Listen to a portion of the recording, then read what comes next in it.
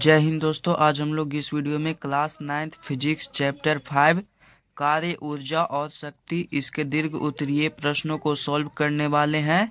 इससे पहले यदि आप लोग हमारे इस चैनल पे नए आए हैं तो चैनल को सब्सक्राइब कर देंगे, वीडियो को लाइक एंड अपने दोस्तों के पास शेयर कर देंगे। पहला प्रश्न है कि कार्य की परिभाषा लिखें। धनात्मक कार्य, ऋणात्मक कार्य और शून्य कार्य की सोदाहरण व्याख्या करें।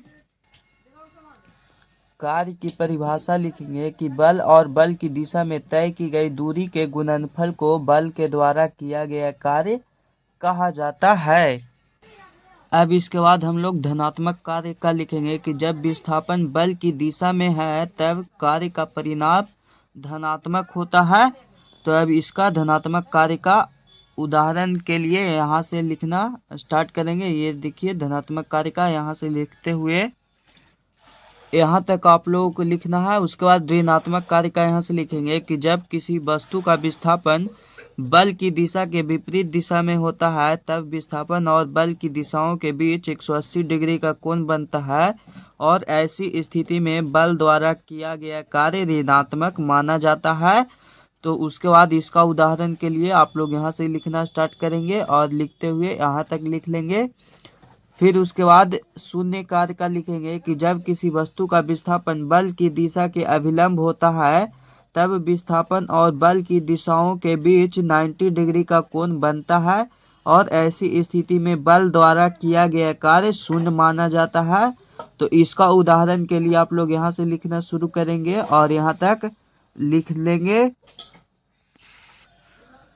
अगला प्रश्न है गतिज ऊर्जा की परिभाषा दें। भी वेग से गतिशील एम द्रव्यमान के पिंड की गतिज ऊर्जा के लिए व्यंजक प्राप्त करें। पहले हम लोग गतिज ऊर्जा की परिभाषा लिखेंगे कि किसी वस्तु को उसकी गति के कारण कार्य करने की जो क्षमता होती है उसे उस वस्तु की गतिज ऊर्जा कहते हैं।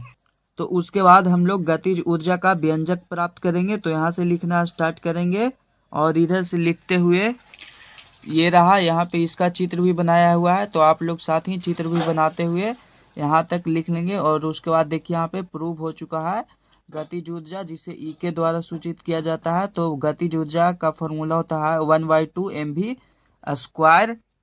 तो यहाँ पे आप लोग इसे अच्छे से बना लेंगे। अगला प्रश्न है कि स्थितिज ऊर्जा की परिभाषा दें।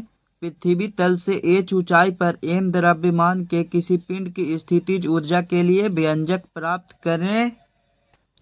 सबसे पहले हम लोग स्थितिज ऊर्जा की परिभाषा लिखेंगे कि किसी वस्तु को उसकी स्थिति या आकृति में परिवर्तन के कारण जो कार्य करने की क्षमता होती है उसे उस वस्तु की स्थितिज ऊर्जा कहते हैं। स्थितिज ऊर्जा को ईपी द्वारा दर्शाया जाता है। तो अब हमें स्थितिज ऊर्जा का व्यंजक प्राप्त करना है। तो यहाँ से लिखेंगे कि स्थितिज ऊर्जा का व्यंजक प्राप्त करने के लिए यहाँ से लिखते हुए आप लोग यहाँ पे लिख लेंगे यहाँ तक। फिर नीचे देखिए कि यहाँ पे दर्शाया गया है ईपी यानी कि स्थितिज ऊर्जा का व्यंजक ही होता है mgh। यहाँ पे प्रूफ करके दिखाया गया है तो आप लोग इसे अच्छे से लिख लेंगे। और अभी तक आप लोग चैनल को सब्सक्राइब नहीं किए होंगे तो सब्सक्राइब कर देंगे और वीडियो को अपने दोस्तों के पास शेयर कर देंगे। तो अब आप लोग यहाँ पे देखिए कि 4 और 5 दोनों प्रश्न अलग अलग है लेकिन दोनों का आंसर एक ही होगा। तो 4 नंबर प्रश्न है कि ऊर्जा संरक्षण का सिद्धांत लिखें और इसे गणितीय रूप से सत्यापित करें।